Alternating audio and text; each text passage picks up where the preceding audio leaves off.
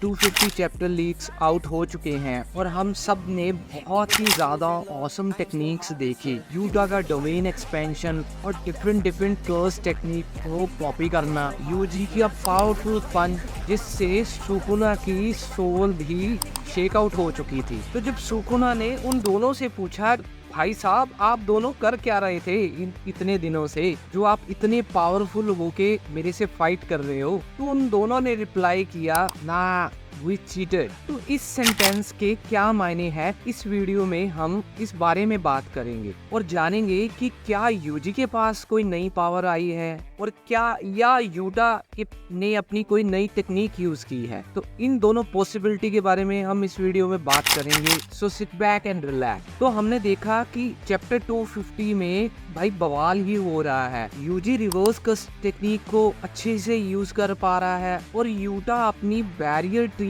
Technique को और अच्छे से इम्प्रूव कर पा रहा है और रिका का तो भाई पूछो ही मत। और ये सब कुछ हो पा रहा है जुजुत्सु काइजन की यूनिवर्स के सिर्फ 1 मंथ के टाइम पीरियड में। तो भाई ऐसा इन लोगों ने क्या खा लिया जो ये इतने पावरफुल हो चुके हैं और इनकी कर्स टेक्निक इतनी इम्प्रूव कर चुकी है। और यूटा का डोमेन एक्सपेंशन तो भाई पूछो ही मत, वो तो सुकुना खुद हैरान था देख के, हम सब लोगों ने तो होना ही है। तो ये सब कुछ देख के जब सुकुना ने यूटा से पूछा, यूजी एंड यूटा से पूछा कि भाई तुम दोनों बहुत ही, तो यूजी ने इसका रिप्लाई किया कि हाँ हम सब मेहनत कर रहे हैं, बट यूटा ने कहा कि ना वी चीटेड। तो भाई मेहनत तो सब करते हैं लेकिन उसका फल किसी किसी को ही मिलता है, जैसे कि मैं ये वीडियो बनाने पे कर रहा हूँ। बट हम सबको पता है कि हार्ड वर्क के साथ साथ स्मार्ट वर्क भी होना चाहिए और ये हमें शायद इन दोनों के वर्क में देखने को मिल रहा है। और जिस हिसाब से यूटा ने बोला कि वो चीटेड, तो मेरे हिसाब से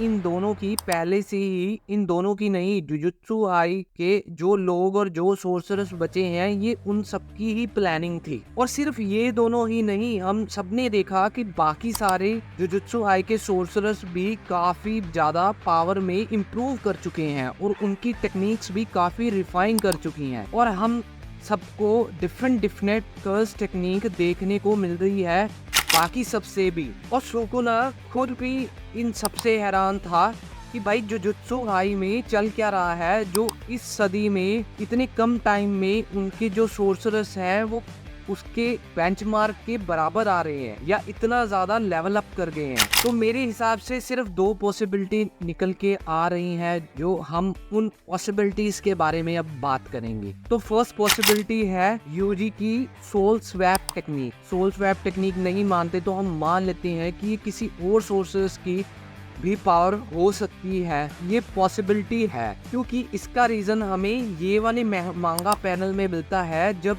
यूजी मांगा पैनल में बता रहा है कि my body feel light and so young. तो इसका मतलब ये है कि यूजी की बॉडी में किसी और सोर्सरस ने स्वैप किया था, क्योंकि यूजी तो पहले ही यंग है। और भाई अब ये टेक्निक वर्क कैसे करती है भाई, ये तो अब गेगे को ही पता है। Definitely there is a catch. और ये मैं इसलिए कह रहा हूँ क्योंकि जुजुत्सु आई में सोर्सरस आपस में बॉडी स्वैप कर रहे हैं, या तो ये सोल टेक्निक, यूजी की सोल टेक्निक है या किसी और की, क्योंकि वो इस तरह से एक दूसरे की फाइट का जो एक्सपीरियंस है वो शेयर कर पा रहे हैं और एक दूसरे की बॉडी के। तो इसका पॉइंट ये है कि वो सब एक दूसरे की बॉडी एक्सपीरियंस से बहुत कुछ सीख सकते हैं, चाहे वो सिंपल डोमेन हो या फाइटिंग स्किल्स हो। जैसे यूजी कुसकाबे की फाइटिंग स्टाइल और सिंपल डोमेन से बहुत कुछ सीख सकता है। और ये तो सिर्फ इन दोनों की एग्जांपल है और दूसरे सोर्सरस भी है,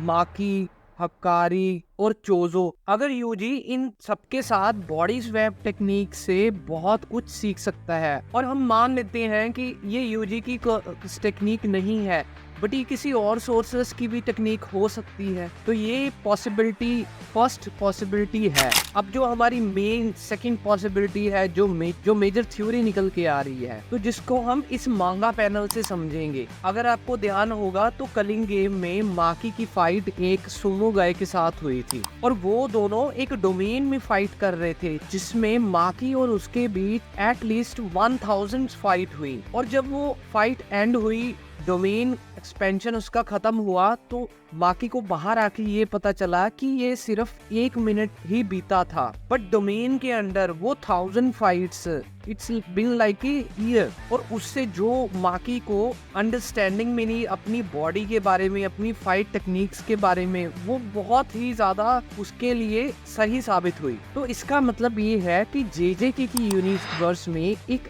ऐसा डोमेन है जिसे हम टाइम कैप्सूल की तरह यूज कर सकते हैं, और उसके अंदर जो सोर्सरर्स जो एक्सपीरियंस लेते हैं वो बहुत ज़्यादा लंबे टाइम के लिए होता है, लेकिन बाहर के वर्ल्ड में जो टाइम की वर्किंग है वो बहुत कम होती है। मानो बाहर का 1 मिनट अंदर के 1 साल के बराबर हो। ये हम सिर्फ एक पॉसिबिलिटीज के बारे में बात कर रहे हैं। तो ऐसा भी हो सकता है कि बहुत से सोर्सरर्स ने उस टाइम कैप्सूल में ट्रेनिंग की हो, और जिससे यूजी अपनी RCT टेक्निक यूज कर पा रहा हो, यूटा भी इतना पावरफुल हो गया हो, और बाकी जितने भी सोर्सरर्स हैं वो 1 मंथ के टाइम पीरियड में इवन सुकुला के लेवल को बेंचमार्क कर पा रहे हैं। तो इन दोनों पॉसिबिलिटीज़ में से आपको कौन सी पॉसिबिलिटी ज़्यादा पसंद आई, आप कमेंट करके नीचे बता सकते हैं। एंड अगर आपको वीडियो अच्छी लगी है तो प्लीज़ लाइक, अगर नहीं भी अच्छे लगे तो कोई बात नहीं, आप फिर भी कमेंट में जो इसके आपको नेगेटिव साइड लगे वो भी आप बता सकते हैं। So keep watching mister anime man, thank you for watching.